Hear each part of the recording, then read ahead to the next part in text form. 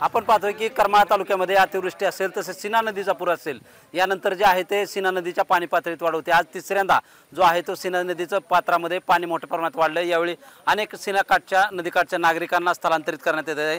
सध्या तहसीलदार शिल्पा ठोकळे मॅडम या देखील या ठिकाणी आहेत। आपण त्यांच्याकडून घेऊया। मॅडम, काय सांगाल, सीना नदीमध्ये पाण्याचं प्रमाण वाढतंय, किती लोकांना स्थलांतरित केलं आणि कशा पद्धतीने पुढचे प्रशासनाची भूमिका आहे? आता सकाळपर्यंत आम्ही 1000 लोकांना स्थलांतरित केलेलं आहे।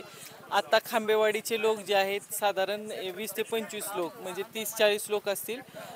जुन्या गावातले लोक आहेत ते आपण स्थलांतरित करायला लागलो। वेगवेगळी मंगल कार्यालये घेतलेली आहेत। काही जणांना आपल्या नातेवाईकांकडे सोयीचं असेल त्यांना तिथं आपण नेत आहे आणि शाळेच्या ठिकाणी काही जण शिफ्ट व्हायला लागलेले आहेत। जनावरं वगैरे ती पण उंचावर आपण बांधायचा सल्ला दिलेला आहे। किती गावातील लोक साधारण स्थलांतरित केले गेले? 11 गावातली लोक स्थलांतरित केली गेलेली आहेत। काही लोक जी ऐकतच नाही त्यांना आपण पोलीस प्रशासनाकडून आपण स्थलांतरित करत आहोत।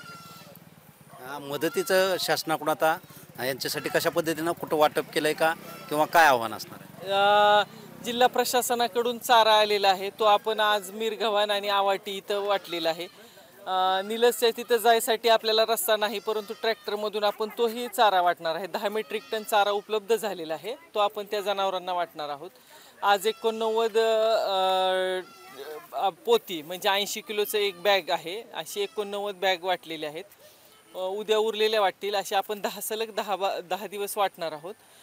त्याचबरोबर मदतीचे जे दानशूर व्यक्ती आहेत, समाजातले जे संवेदनशील व्यक्ती आहेत त्यांच्याकडून आपल्याला मदत प्राप्त होते, परंतु आम्ही त्यांना एकच विनंती वारंवार करत आहोत की मदत जी आहे ती तुम्ही तहसील कार्यालयाच्या मदत कक्षामध्ये नोंदवून द्या, जेणेकरून एकाच ठिकाणी मदत मिळणार नाही तर सर्वांना ती विभागून दिली जाईल किंवा ज्या ठिकाणी गरज आहे त्या ठिकाणी ती आम्हाला डायव्हर्ट करता येईल। कारण अशी काही कुटुंब आहेत जिथं 3 कुटुंब आहेत तिथं ती मदत ही लोक पोहोचवू शकणार नाहीत, पण ती आम्हाला माहिती आहे। तर अशा ठिकाणी दानशूर व्यक्तींना, संवेदनशील व्यक्तींना आणि ज्यांना मदत करायची इच्छा आहे अशा सर्व लोकांना आम्ही एकच आवाहन करतोय की जी मदत द्यायची आहे ती नोंदणी करून आमच्याकडे तहसील कार्यालयामध्ये जे मदत कक्ष आहे त्याच्यामध्ये ती द्यावी। सीनाकाठच्या नदीकाठचे जे नागरिक आहेत त्यांना काय आवाहन करणार आहे? सीनेच्या नदीकाठचे जे नागरिक आहेत त्यांना वारंवार आपण आव्हान करतच आहोत। मागच्या 2 वेळच्या पुरापेक्षा या वेळेची पाण्याची पातळी जी आहे ती 3 फुटांनी जास्त असणार आहे। आपण सतत जामखेड तहसीलदार त्याचबरोबर आष्टा तहसीलदार यांच्या संपर्कामध्ये आहोत। तिथले जे कार्यकारी अभियंता आहेत, उपअभियंता आहेत, सीना कोळेगावच्या अभियंता मॅडम आहेत, त्या सर्वांशी आपण सतत संपर्कामध्ये आहोत। त्यांनी आपल्याला ह्याचं आत्ता जरी आपण बघतोच आहोत की संगोबाचा बंधारा जो आहे तो पाण्याखाली गेलेला आहे, तर ह्यामध्ये प्रचंड मोठ्या प्रमाणात वाढ होणार आहे। 3 फूट वाढ होईल असं आपल्याला शक्यता वर्तवलेली आहे।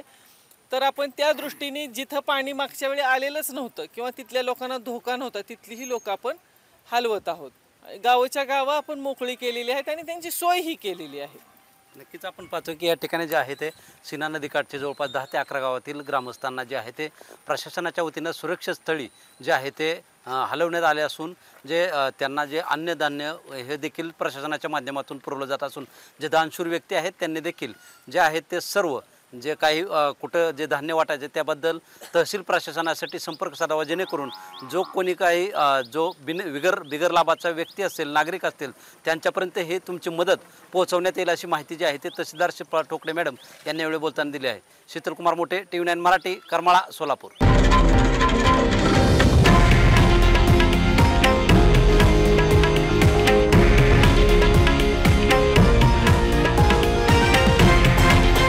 हे आहे देशातील नंबर 1 न्यूज नेटवर्क आणि आपण पाहत आहात TV9 मराठी, एकमेव।